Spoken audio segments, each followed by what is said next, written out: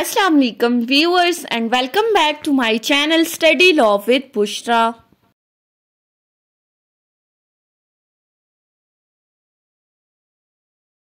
So we were discussing Civil Procedure Code 1908. We were discussing the topic of Order 7 CPC. In last video we discussed from Rule 1 till Rule 13. In this video we are going to discuss its second part.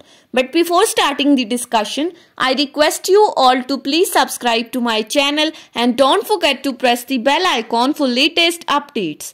Do share this video with your friends and don't forget to comment your feedback. So let's move towards the discussion. Order 7, Rule 1, Rule 13 last video में हमने detail से discuss कर लिया है। आज के इस video में स्टार्ट करते हैं रूल 14 से, जो कि बात करता है production of document on which the plaintiff सूज।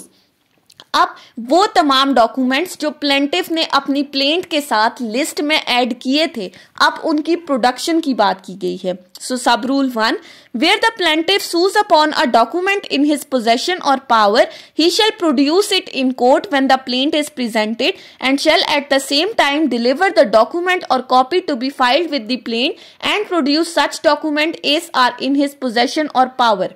पहली बात कि जिन डॉक्यूमेंट्स के ऊपर प्लेंटिफ रिलाई कर रहा है अपनी प्लेंट को सपोर्ट करने के लिए, अगर तो वो डॉक्यूमेंट उसकी अपनी पोजेशन में है, उसके कब्जे में है, तो उसके लिए क्या ज़रूरी है, प्लेंट के साथ उसने उन डॉक्यूमेंट्स की कॉपी लगानी है और eight the time of the evidence उसने वो ओरिजिनल डॉक्यूमेंट्स कोर्ट के अंदर प्रेजेंट करने हैं, जिसको हम कहते हैं कि डॉक्यूमेंट्स को एग्जिबिट करना, यानी कि जो कॉपीज ऑफ द डॉक्यूमेंट्स हैं उनको ओरिजिनल के साथ कंपेयर करना। सब rule 2, where he relies on any other document whether in his possession और power or not is evidence, he shall enter such documents in a list to be added or annexed to the plaints।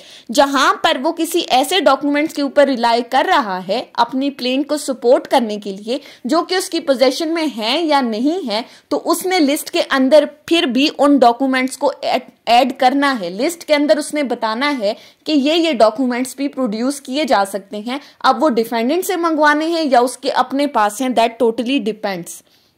इसके साथ ही जो rule 15 है, वो rule 15 कहता है statement in case of documents not in plaintiff's possession और power.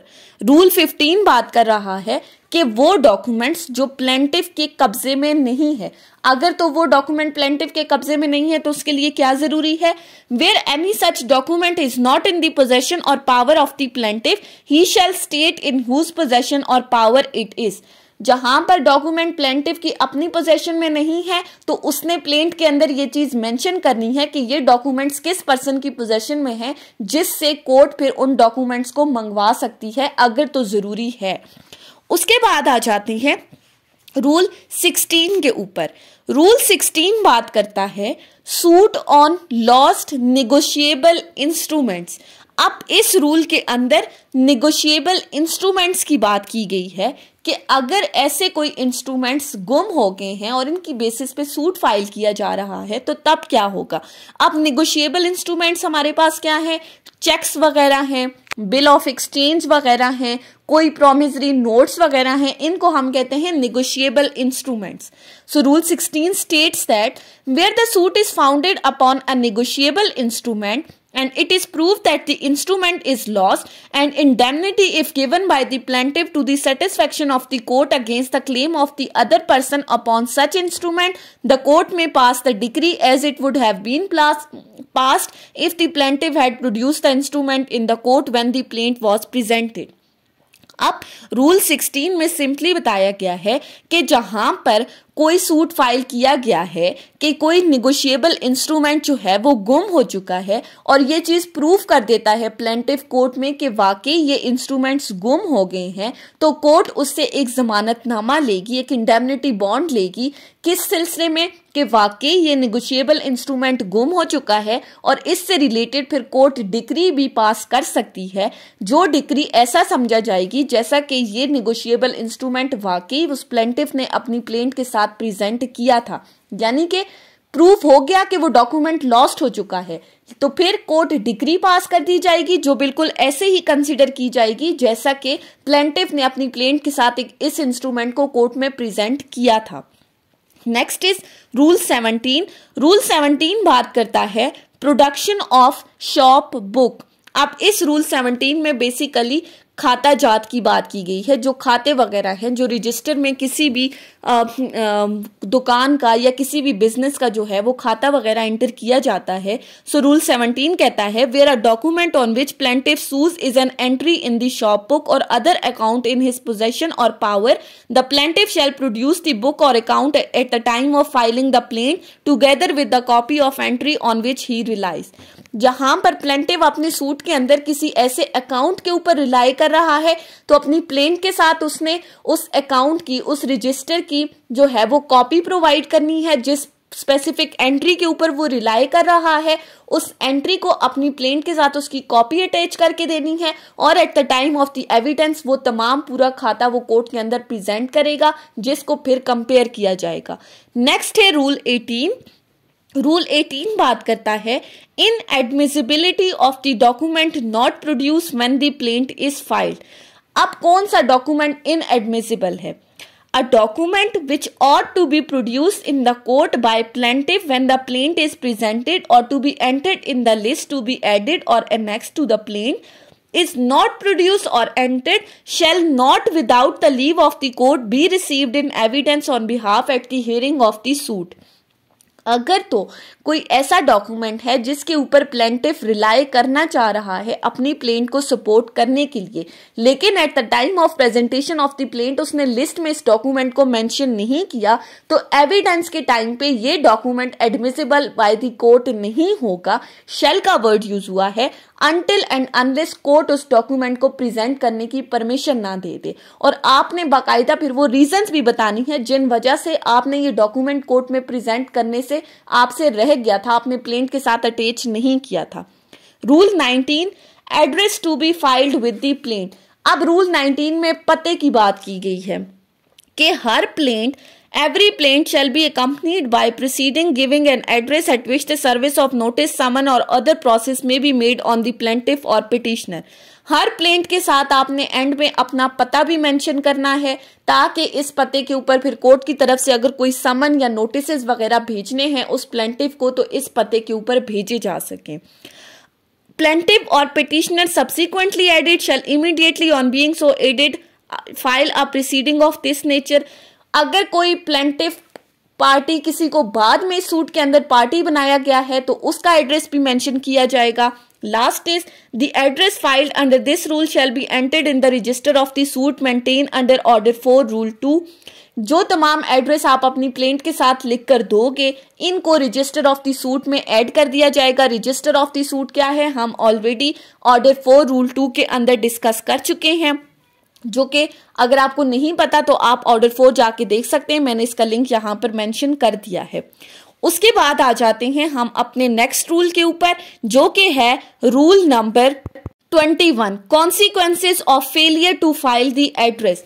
अगर कोई बंदा एड्रेस मेंशन करने में फेल हो गया है तो उसके कॉन्सिक्वेंसेस क्या होंगे। Where a plaintiff or petitioner fails to file an address for service, he shall be liable to have his suit dismissed for his petition rejected by the court. Suo motu or any party may apply for an order to that effect and the court may make such order as it thinks fit। Rule 21 में कहा गया है कि जहां पर plaintiff अपनी plaint के साथ एड्रेस मेंशन करने में फेल हो चुका है, जिसके ऊपर उसे समन या नोटिसेस भिजवाए जाने हैं कोर्ट की तरफ से, तो इसके कॉन्सिक्वेंसेस क्या होंगे कि लाइबिलिटी उसके ऊपर क्या आएगी कि उसका सूट कोर्ट की तरफ से डिसमिस कर दिया जाएगा। अब चाहे कोर्ट सू मोटो एक्शन लेकर उसका सूट डिसमिस करती है, या फिर अगर कोई पार्टी कोर्ट को अप्लाई कर रही है, कोर्ट को एप्लीकेशन दे रही है इससे रिलेटेड, तो कोर्ट पार्टीज की एप्लीकेशन के ऊपर भी उस पर्सन के सूट को डिसमिस कर सकती है। So consequences of failure to file an address is the dismissal of the suit. Next is rule 22। Rule 22 बात करता है procedure when party not found at the place of address. where a party is not found at the address given by him for service and no agent or adult male member of the family on whom the notice, summon or other process can be served is present, a copy of the notice, summon or other process shall be fixed to the outer door of his house. जहां पर जो address plaint के साथ दिया गया था, अगर उस एड्रेस के ऊपर वो पार्टी मौजूद नहीं है या उसका एजेंट मौजूद नहीं है या कोई भी एडल्ट मेल मेंबर मौजूद नहीं है, तो ऐसी सूरत में कोर्ट का जो नोटिस है, जो समन है या कोई भी और नोटिस कोर्ट की तरफ से भेजा गया है, वो आप किस तरह से फिर उस तक पहुंचाओगे कि आप उसके घर के बैरूनी दरवाजे के ऊपर उसको चिस्पा कर दोगे। If on the date fixed such party is not present, another date shall be fixed and the copy of notice, summon or process shall be sent to the address by registered post, and such service shall be deemed to as effectual as the notice, summon or other process has been personally served.